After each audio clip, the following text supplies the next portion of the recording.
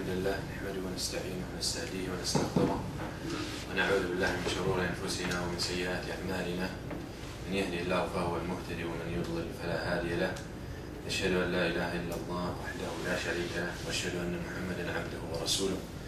يا أيها الذين آمنوا اتقوا الله حق تقاته ولا تموتن إلا وأنتم مسلمون.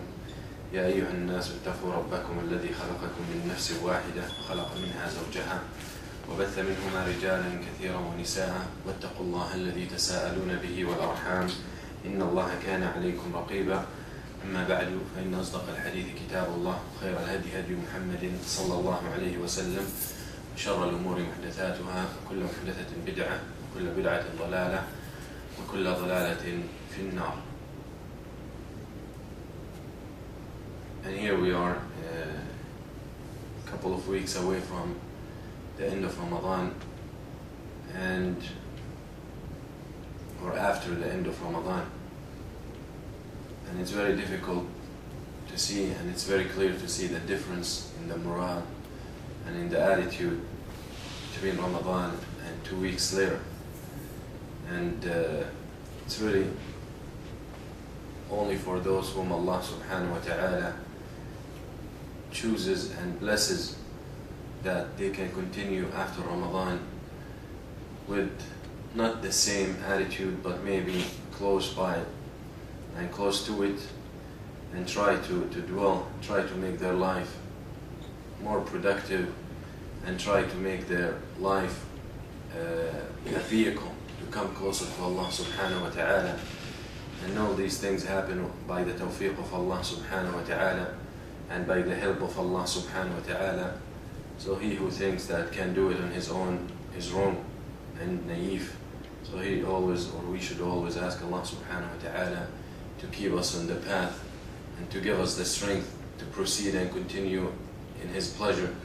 As the Prophet sallallahu alayhi wa sallam always said, the one of his famous dua, Ya muqallib al-qulubi, thabbit qalbi ala dinik. Oh, the one who flips the hearts, keep my heart straight and firm on your deen. So we ask Allah subhanahu wa ta'ala to keep our hearts firm and strong on his deen.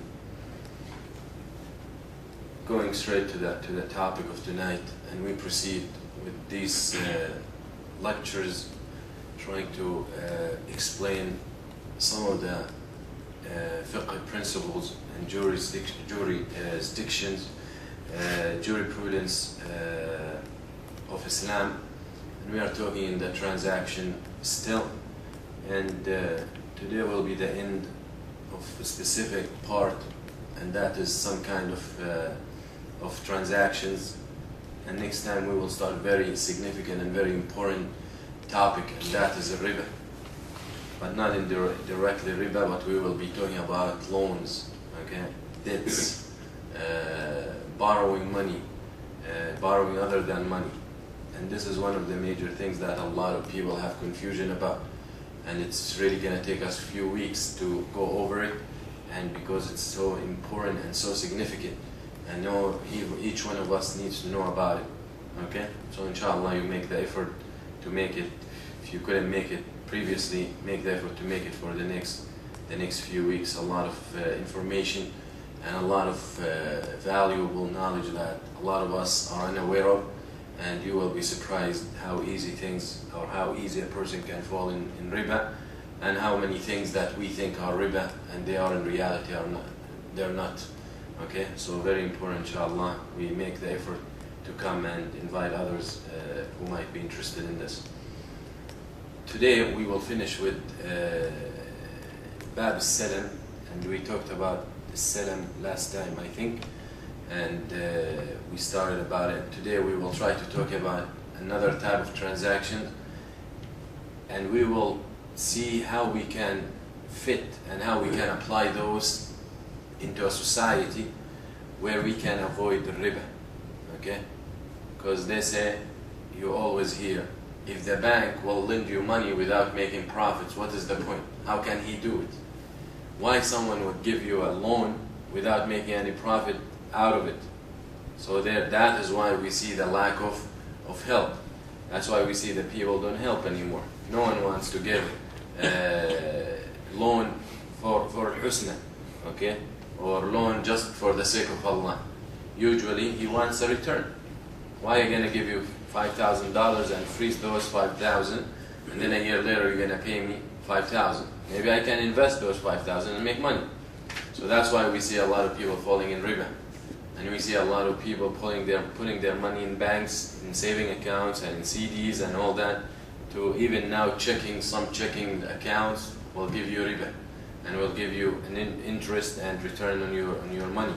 So all these things we will see how you can apply this chapter as well as the previously mentioned chapters into a society and into financial aspect of a society, to see how Islam came to regulate, how you can lend money and get something in return, and at the same time it's not riba and it's all halal. So, and this is Bab al-Salam is one of those things. What we talked about Salam last time before Ramadan, we said Salam على عقد موصوف في الذمة.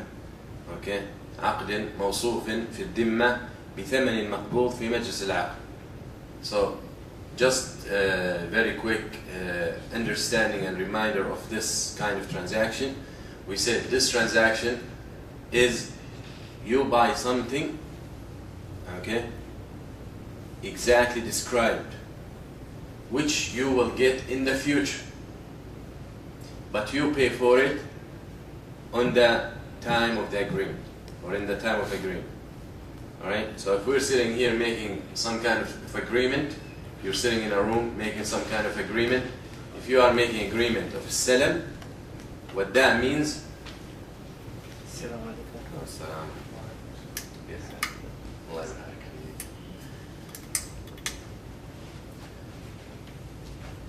so if we are we are meeting together to make a transaction, this kind of contract, this salam. So I buy from you and you sell me something, alright? Now when we say salam, we mean that I will buy something from you, you will give me later, but I will pay you now. Alright? And we will see how we can apply this into financial situations and how it can be very beneficial. So I have the money, I give you the money to sell me certain products that you will give me at later time. Okay? That's what we mean by sell. But before we move on to see how we can apply this in Islamic based financial ideas and financial practical ways, then we need also just to continue with the Mu'allif Rahimahullah ibn Qudama, just to go over the next points that he made about Aqd al-Salam, that we need to understand when this transaction takes place, when this contract is agreed upon, there are things we have to avoid, and there are things that are permissible to do.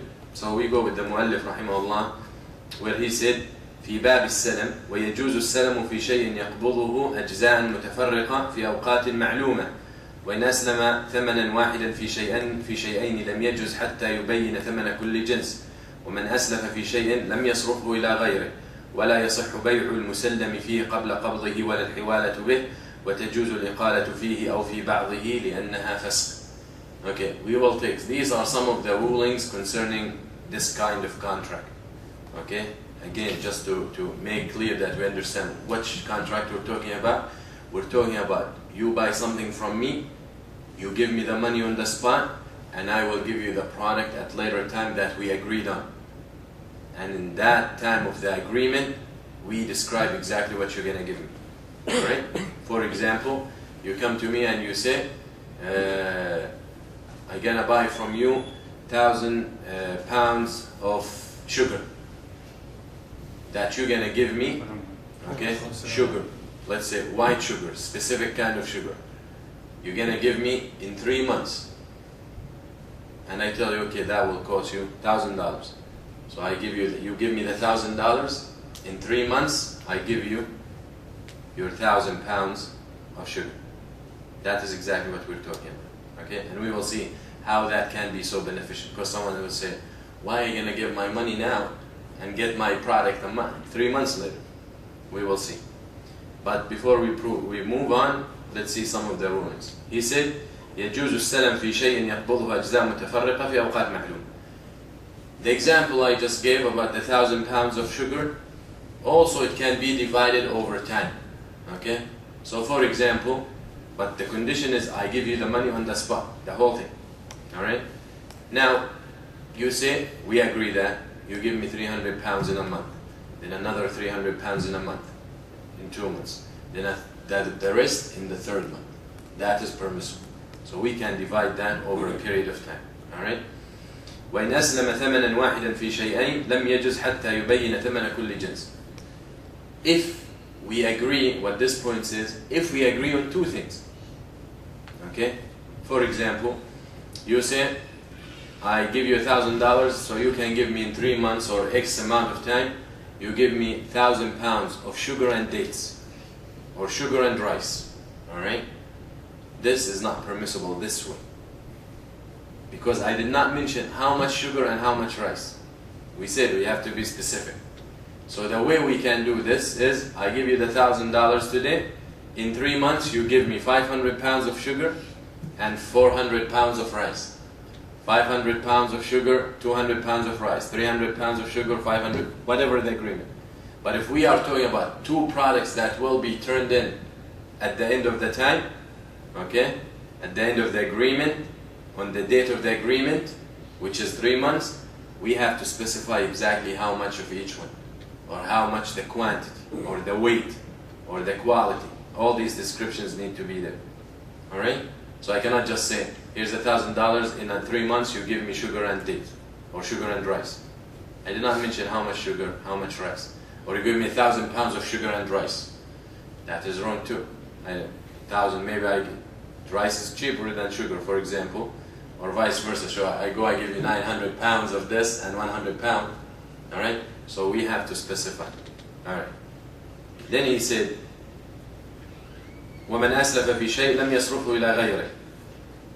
If we agree on rice, we leave it rice. I don't come 2 weeks later, 3 weeks later, a month later, tell you, let's make it rice, let's make it sugar. We agree on rice, I give you money for 1,000 pounds of rice, it stays rice until you get your rice. Okay? Cannot switch. وَلَا يَصَحُّ بَيْعُ الْمُسَلَّمِ فِيهِ قَبْلَ قَبْضِهِ. Another point is the agreement. Here's $1,000, you give me 1,000 pounds of rice, this kind, white, whatever, soft, whatever it is, rice in a year. Okay? So who's gonna get the rice? Me, after a year. I cannot go, let's say 3 months later, I need money. I cannot go and sell it. Come to you, to a third party, alright, and tell you, listen, I have 1,000 pounds of rice or sugar with so and so, he has to give it to me 9 months from now, and it's worth, then it's gonna worth, let's say $1,000. So here, give me $800 and, okay, and it's yours. Even though some of the ulama talked about this point, and usually it's a very long discussions amongst the ulama, but Shaykh al-Islam Ibn Taymiyyah rahimahullah and contemporary ulama said this is permissible. Okay, this is permissible if some conditions are met. One condition is you cannot make profit. You cannot make profits out of it. Alright? And the reason for that, because you cannot make profit on something you cannot guarantee. Okay? You cannot guarantee. يعني no لا ربح على ما لم تضمن. You cannot guarantee, then you cannot make profit. Alright? So this is the condition needs to be met for this transaction to be permissible. Okay? And also riba. Riba need to be avoided. And when I mean riba, there are some specific things, they are riba in them. So we said some of the times that we said if you exchange two types of food together, same kind of food, they have to be on the spot. Remember? And they have to be amount exact. So maybe I will exchange the same kind for earlier time. So here we don't have equality, and we don't have on the spot. So here we fall in the riba. So all these things need to be avoided. Okay. وقال ولا الحوالة به, meaning I bought 1,000 pounds of rice in a year. I paid for it. All right? It's worth $1,000.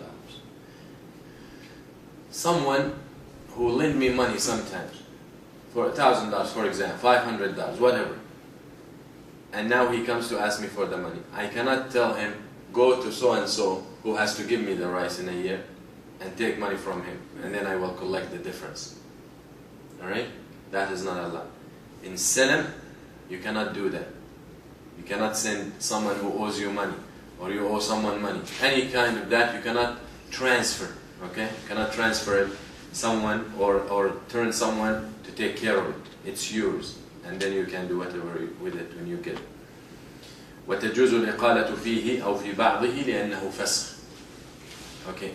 Also, it's alright if, let's say, you know what, after 2 months I wanted 1,000 pounds, after 2 months I realized it's too much. So I come to you and they say, listen, I paid you for 1,000 pounds, I don't want any more, I want 500 pounds. You agree, I agree, then there is no problem with that. Alright? There is no problem with that. We can cancel the whole contract, period. Also that is permissible if the agreement takes place. Because this aqd is lazim. Aqd al-salam, lazim. And what we mean by lazim, once you become part of it, you cannot break out of it. Unless there is a mutual agreement. Why? Because if the person who's going to turn in the food for you a year later, alright, or the sugar, he takes money because he needs it. Because he needs to invest it, he needs to do whatever, he needs to produce the sugar, whatever it is. So now you come and you say, cancel this, and that is a problem. Alright? And we will talk about another kind of contract, which is similar to salam. Even some of the ulama, the jumhur, actually, the opinion of the majority, they say it's a salam contract. Except the Hanaf, they say it's completely different contract. And perhaps the Hanaf have the right opinion, which is aqd al-istisna, which we will talk about. And that is when I give you money to make something for me, custom order. We don't say that I have the choice to break the contract whenever I want. Because I give you $1,000 to make me, let's say, a living room, and then you're a carpenter and you start making the living room and you buy the stuff and you put your time and this, and 2 days before the date to turn it in, I come and I tell you cancel. You already invested. Alright? So when we say aqd al-salam, we say aqd lazim. The opposite of lazim is jaiz. Okay? It's not exactly the opposite, but in this aspect, it's lazim means you are, it's binding. This contract is binding. You cannot just break out of it whenever you want, unless you mutual agreement. Jaiz means I can leave whenever I want. I can cancel whenever I want. Alright? So when we say aqd al-salam, we say lazim. Must. Once you agree, you have to proceed and go through with it, unless the mutual agreement. Alright. So let's see some kind of transactions that we can apply this kind of contract into contemporary transactions, so we can see how it can be beneficial. Okay? Why a bank would do something like that? Why a bank, for example, and we're talking about banks because that is now the financial institutions, mainly banks. Why a bank will give someone $1,000 or $10,000 for something that the bank gonna get a year later? Alright? Who knows?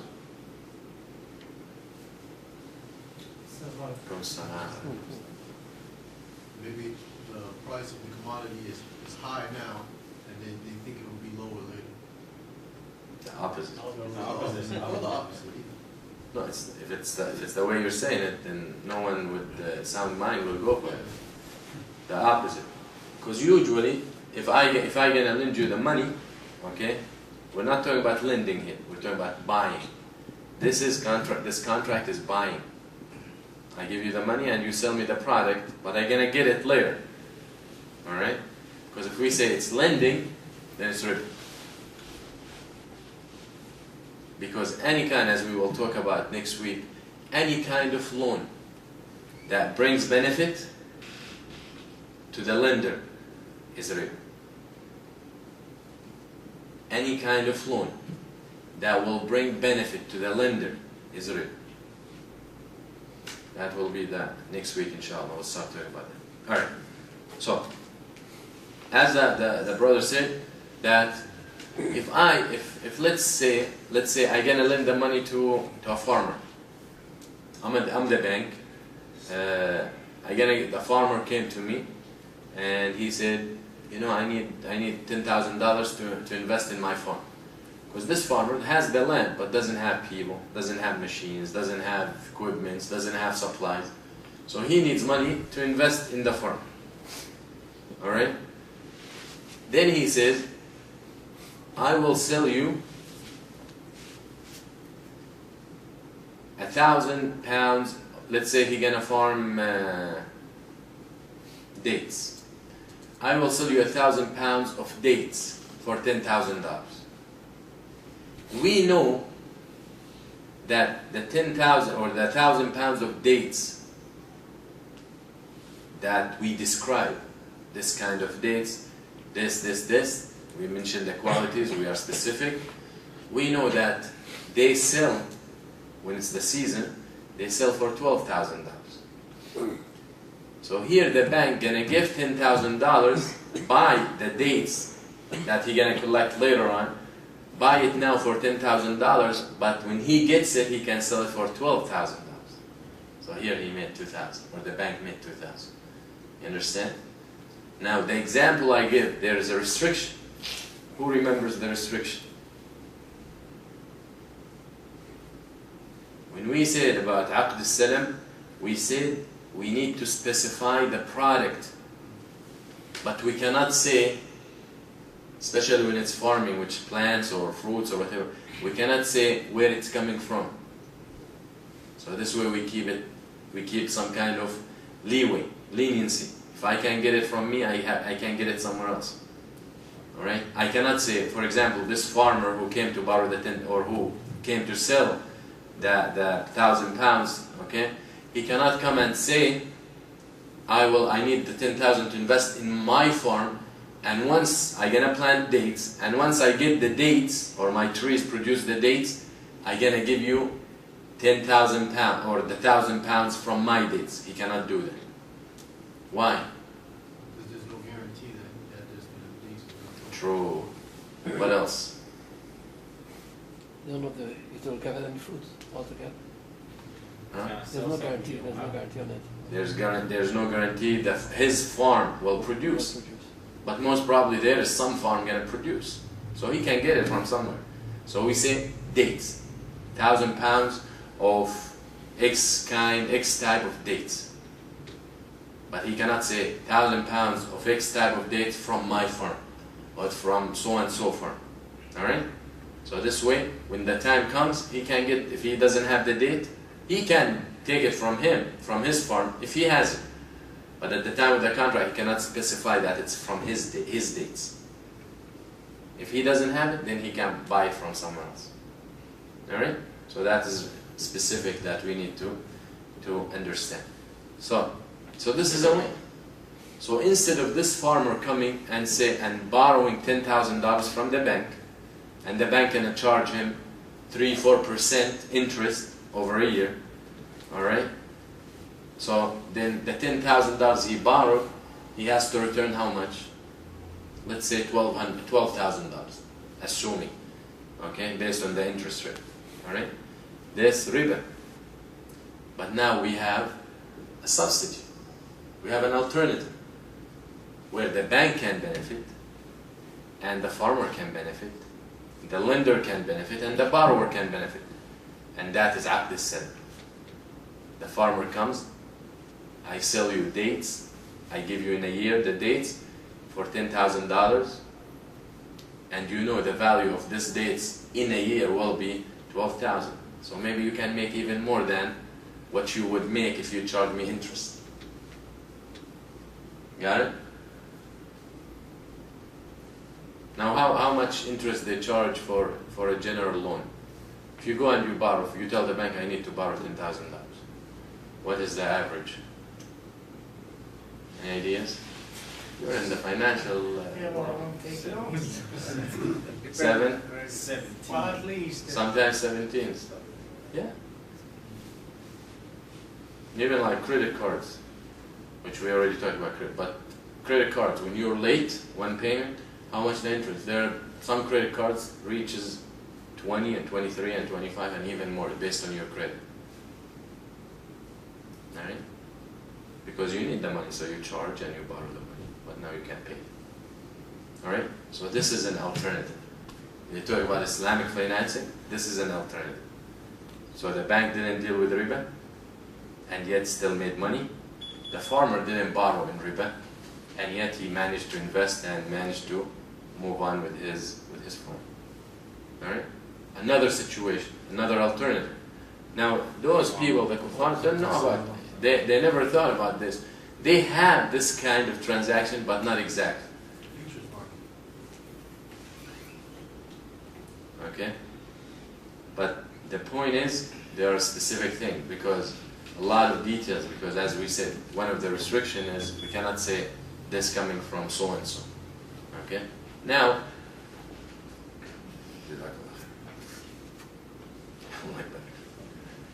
now, one of the things that we need to think about, some of the contemporary scholars, they said we can, even this restriction, we can overlook with specific products. And the reason they said that, they said because now we have some products that are manufactured. So we know exactly which company or which factory gonna make it exactly the same way. So there is no reason to avoid, because we know for sure that this factory will make it. But then, with the specifics. But then we hit a wall here where we say, how do we know that the factory will not go out of business? Or, so going back to the reason why we cannot specify, one of the things you said was that there's no guarantee. There's no guarantee Brother Ali's farm will produce that specific type of dates or with that quality that we specified in the contract. But also another reason is I cannot sell what I don't have. Because once I say it's this specific thing from this place, that means I'm selling something I don't have. Okay? So that is also not allowed. So there are many points, that's why the restriction takes place. Another situation is, forget about farming. It could be in real estate. Okay? Also, that is another situation where some man or some person comes and he wants to invest money, or he wants to open a factory. But he needs, now, when we talk about bay' or bay' al-salam or this kind of contract, this is the situation we're talking about. I buy something from you, you pay me on the spot, you get your product later on. Alright? This way everyone can make some profits. Now, another situation is business, صناعة, factory. Factory comes and need machines. Okay? So now, the bank will provide the machines. Let's assume a bank took over a factory that makes specific kinds of machine because the factory could not pay back. So now the bank has in their position, let's say, machines to make sweaters. Someone who wants to start a factory to make sweaters. So he comes to the bank, he knows the bank has these machines. He said, why don't you give me the machines and I give you back X product. So when we talk about the contract of salam, we're not only talking about money. It can be an exchange of products. Alright? For example, the farmer. The farmer doesn't want money, but he wants trees, or he wants whatever machines they use. So he comes and he says, give me those machines and I give you this product at the end in a year. So it doesn't have to be always money. Okay? So that was what makes this transaction very beneficial and very usable in all aspects or in all facets of business. Now, someone might ask, now I might buy something that you give you the money now and you give it to me in a year. But there is a chance, now as we said, the general rule is you're gonna sell it to me or you're gonna give me a good price now, so when you give it to me in a year, I can make some money. You're not going to sell it to me with the price it's gonna sell in a year. So because I'm helping you, I'm buying something, and we say with buying and selling, we can change whatever prices we want. So, is there a chance, going back to the same example, the 1,000 pounds of dates, we said now it's worth $10,000, in a year it's gonna worth, when it's the season, maybe not a year, 6 months, because in a year we're back to the same spot. In 6 months, we said when it's time to collect, to give me the dates, it's the season, you can give me, or I can sell it for 12,000. Is there a chance that when the 6 months come and you give me the date, that is going to be worth $8,000? Too much supply, for example. Is this, it's working? Yeah. Okay. Too much supplies. Or the market is down, no demand. All right? So that means there's a chance. So how can I, as let's say the bank, now a bank will say, I have a problem with this. There's no guarantee that I can sell it for higher. So we tell the bank, we can get you a substitute, we can give you an alternative. That this way you guarantee that you're going to make some money. Who can think of an alternative? Now don't get stuck only it's a bank. I'm mentioning the bank because we're talking about a solution, overall solution. But it can be at personal level. You come to me and you say, lend me $5,000 because I need to invest it in X, and I give you to sell you, and for those $5,000 I will sell you, let's say 1,000 shirts, but I give them to you in 6 months. Okay? It can happen at personal level. I'm mentioning banks because we're trying to give alternatives. Maybe a bank will listen to this lecture and say, wow, that's a smart idea. All right? How can we tell the bank, don't worry about it. We give you another kind of transaction to make sure that you will not lose money. Because we know you're all about making money. You can tell the bank that you will pay. If they can't find a seller, then you're going to pay them money. Give them back the money? Yeah, seller. No, that is not. Doesn't the bank have to assume some type of risk to make the transaction allowable? Of course. But now we're talking about, there is a risk. But we're talking about for someone who doesn't want to take the risk. Someone worried. Give them more quantity of the product. No. Whatever we agree on, that is what. Even if you give them more quantity, you don't know what the difference is going to be. Another solution or a solution for this risk or for this danger. Now the risk comes here because the product is turned in later. So a solution is called aqd muwazi. Okay? Aqd muwazi.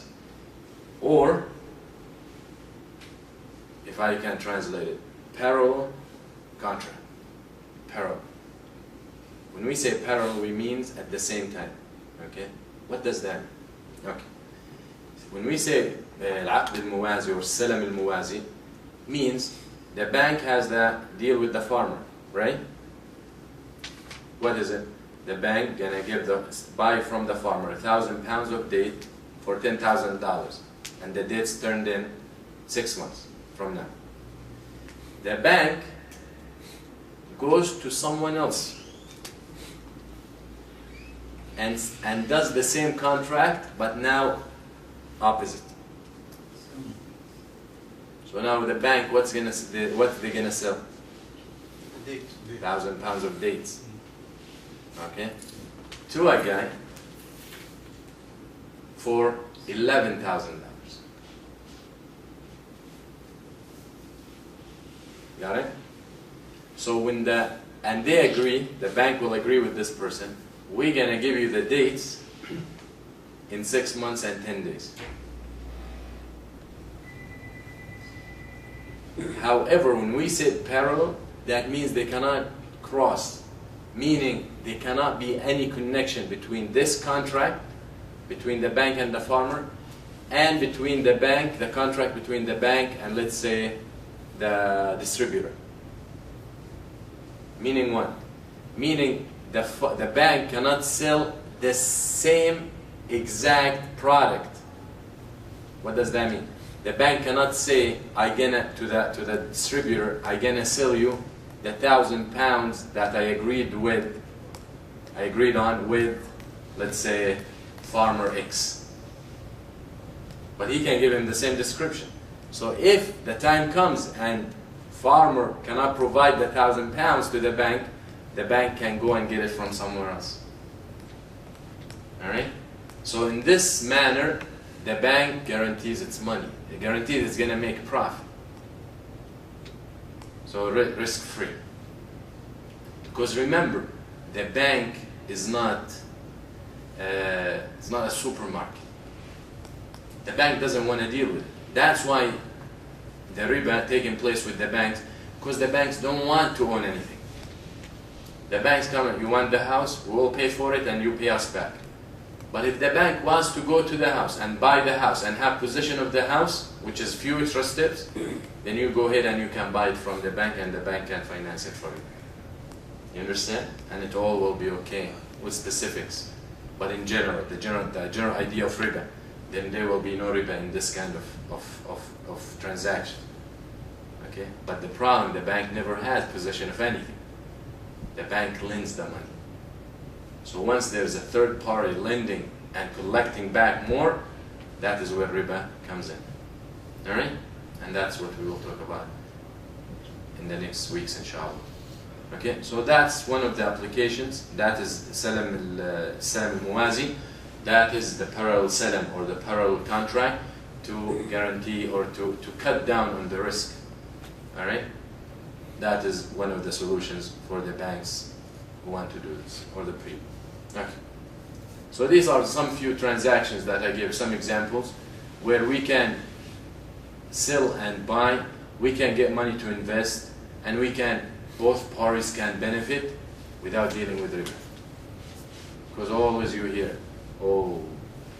like what some of the brothers said, for example, there are some companies out there, Islamic financing for a house, alright? Some of them are completely fake, some of them are completely nonsense, some of them are completely cashing on the sentiment and the emotion of the Muslims, and Muslims want to follow their deen. And some of them are closer to the Sharia, okay? So one of those companies, the way they do it, is they tell you which house you want. You tell them, I want house A. So they go and they buy the house, and they own the house, and the house is registered in the bank's name. Then they come and they tell you, okay, now we will, how long you want to pay for it? Over how long? You tell them 30 years. They said, okay, the house is $200,000. The mortgage rate is 5%, and over 30 years, the house will end up $400,000, for example. If you go with regular mortgage, it's going to be $400,000 at the end. So we're going to sell you the house, and you're going to pay us over 30 years, $400,000. Now, what's the price of the house? $200,000. Now, such transaction is no problem.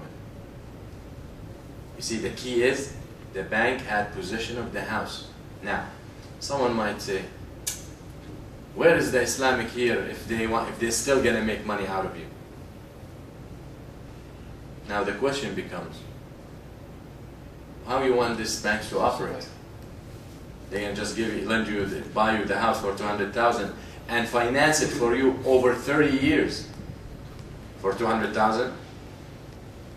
First of all, it's an investment for you, because most probably this house that is $200,000 today, 30 years from now is more than $400,000. You understand? So why he doesn't look at this point and this aspect? They don't, because they're limited. They're looking for completely قرض حسن, completely قرض for the sake of Allah. Yes, these things are, if you're capable, go for it. But you know, how many people will do that? How many people have, like a brother was telling me that they did fundraising in small masjid in West Palm, and the guy they brought to the masjid to make the fundraising, he said, we need $2 million. Who gives us $2 million now, and we stop right here? Who has $2 million? Who gonna give $2 million just like that? Dish out $2 million. I don't know how these people think. Or we only short 100,000. Who gonna give us the 100,000? People don't give this money. Okay? So it's very important to be reasonable, and these are our alternative. So we can see Islam came to give some. These are ideas that the Prophet ﷺ brought 1400 years ago. And you see clearly today's banks in Europe are admitting that Islamic financing is a solution for a lot of problems. And know for a fact, all these problems, financial problems in the world, it's not because they went into a war. Okay? This war is paid for anyway. Not because of that and this. It's mainly because of riba, of usury. Because the rich is getting richer and the poor is getting poorer. Okay? Who makes money out of riba? The rich. The people who give the money. So they already have money. They're giving it, they're making it more. Who has to pay this riba? The one who borrowed the money. If this person was rich, he would have not borrowed money in the first place. Okay? Except for some greedy people who wants to use people's money and they never want to touch their own money. Alright? So that is the idea of riba. Rich gets more, the poor gets poorer. So Islam came to give a solution. You're a farmer, you want money to invest so you can run your business. You have a factory, you want to run your business, you don't have money. Come and sell us something that you're going to give us in a year, and we will buy it from you and give you the money on the spot. Go start, run your business, so everyone is happy. The bank is making, or the lender is making money, the borrower is making money and having a business. And imagine this borrower gonna hire a lot of people, a lot of the society gonna be helped. So we have a lot of benefits, and at the same time we are avoiding riba. The idea and the mentality that people think it's only through riba. I cannot buy a car without riba. I cannot buy a house without riba, because they don't know.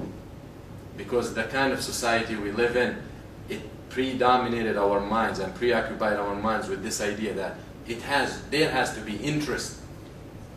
You cannot buy something for free. There got to be interest, and that is the only way. It's not the only way. Okay? It's not the only way. There are many other ways that are haram, and there are multiple ways that are halal.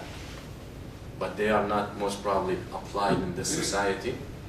Maybe they applied at smaller scale, at small scale in Muslim world, in Islamic bankings. So you just need to search for it and you will find it. Now we move to the last part of this lecture before we start lending and loans and all that, riba and qurud, next time inshallah. عقد الاستصناع. And when we say istisna', we mean this kind of contract